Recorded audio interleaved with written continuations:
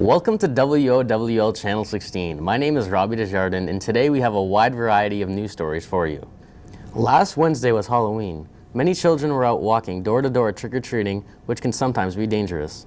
Joe Walsh was able to find out more on Halloween safety from the Madawaska School Resource Officer, Jamie Pelletier. Hi, I'm Joe Walsh here with WOWL Channel 16 News with a segment about Halloween safety. We caught up with Mr. Jamie Pelletier, a lieutenant with the Madawaska Police Department and also the school's resource officer, to find out which homes should be visited during Halloween. I recommend to visit homes that you're familiar with, friends, neighbors, and if you don't know the people, try to stick to well-lit houses in well-lit neighborhoods. Mr. Pelletier also spoke about visibility and proper clothing for Halloween trick-or-treating. They should be carrying flashlights, glow sticks, or glow necklaces. Sometimes if a parent wants to go out and get some reflective tape, they can put a couple stripes on. You want to avoid long, loose, baggy costumes, something that would create maybe a tripping hazard. And what about diving into candy? What precautions should be taken? Anything that looks unusual would be a good thing to do. Inspect the wrapping. Usually you want to stick to something that has a commercial wrapping on it, not something that's wrapped up in regular tin foil. So you want to inspect the wrapping for pinholes, tiny pinholes or tears, anything that looks spoiled. I don't recommend taking any baked items, like homemade baked goods like cookies and donuts. And for the littler kids, I would recommend going through and taking out anything that may cause a choking hazard like gumballs. For WOWL, have a safe and happy Halloween. Those are great tips to keep in mind when Halloween comes around the corner. The potato harvest season recently ended. Casey Blanchette caught up with a St. David farmer to find out about his harvest. I'm Casey Blanchette, and I'm here at Ray and Steve's potato farm to follow up on how their harvest season went. We asked Ray how the weather was this harvest season. The weather was perfect harvesting. It's just the potatoes were not ready. They were still trying to grow when we were ready to harvest. We also wanted to know how his equipment ran. Oh, pretty good. We had a few major breakdowns there one night, but we got her going. Ray added that the little rains they had made perfect conditions for harvesting. We questioned Ray about the condition of the potatoes.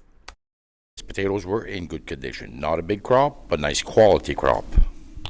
Ray went on to tell us that he has 265 acres of potatoes, 275 acres of oats, and 60 acres of radishes.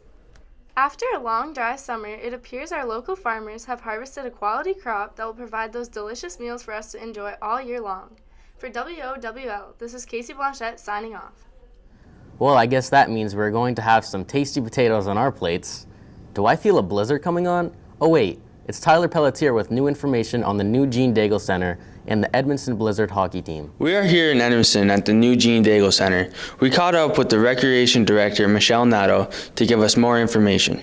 During the last year, we had 31 events here at Saint Jean d'Aigle. 19 of those were sports events, minor hockey tournament, adult tournament, fundraising events with the Old Canadians and Boston Bruins. One main attraction at this new Gene Daigle Center is the new Edmonton Blizzards hockey team. The Blizzards hockey team is very important to the center. First of all, they're our major partner in this facility.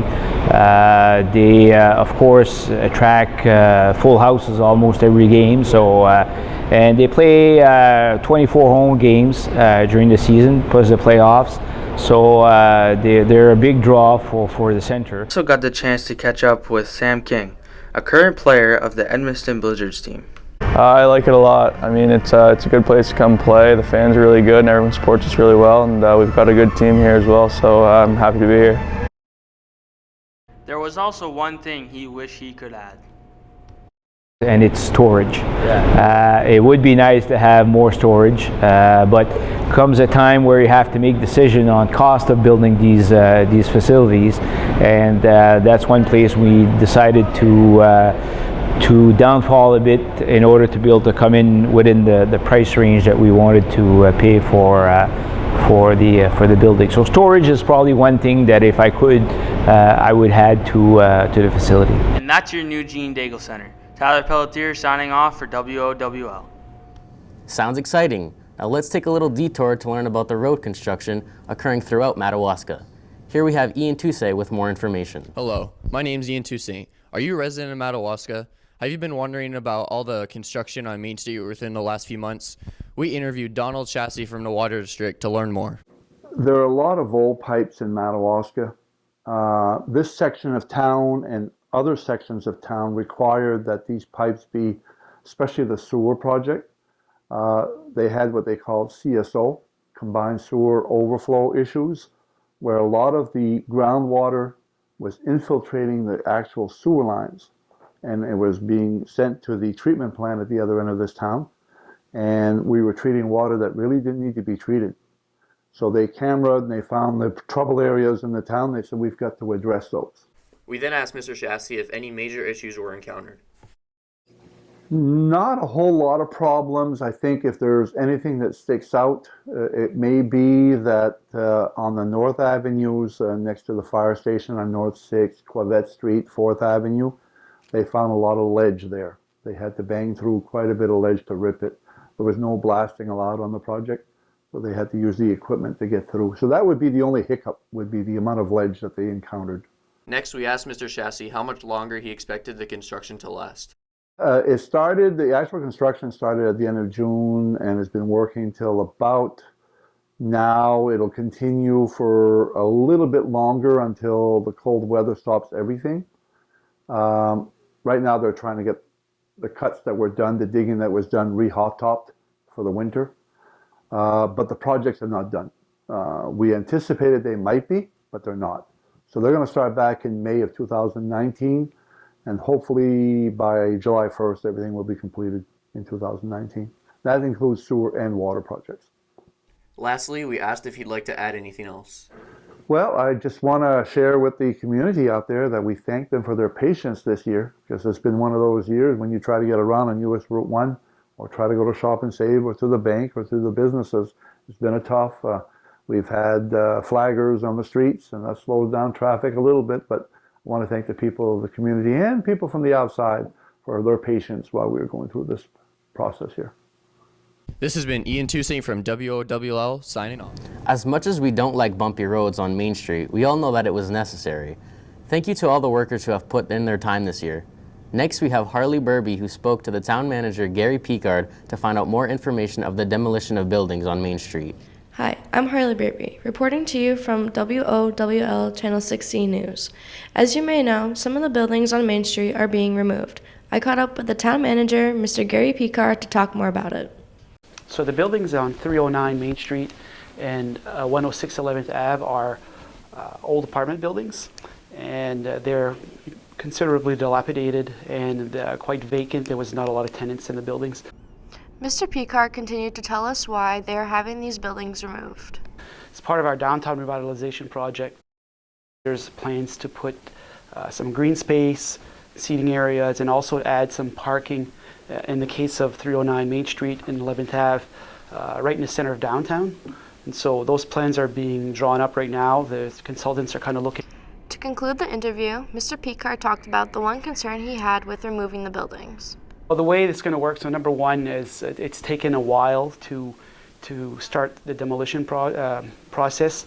One of the buildings has asbestos siding underneath the vinyl siding, and they're very old buildings, and it's likely that there's different floor materials or maybe roofing that could be suspect for asbestos. So we had to have a company go in there to do like an environmental survey, an assessment. Mr. Picard also added that he believes that they will be able to have the buildings removed by the end of the year. This is Harley Burby, signing out. On the topic of demolition, Kmart isn't getting demolished, but it is closing down. We have Charles Sear, who met up with Colin Janjo to ask him about his thoughts on Kmart in the future.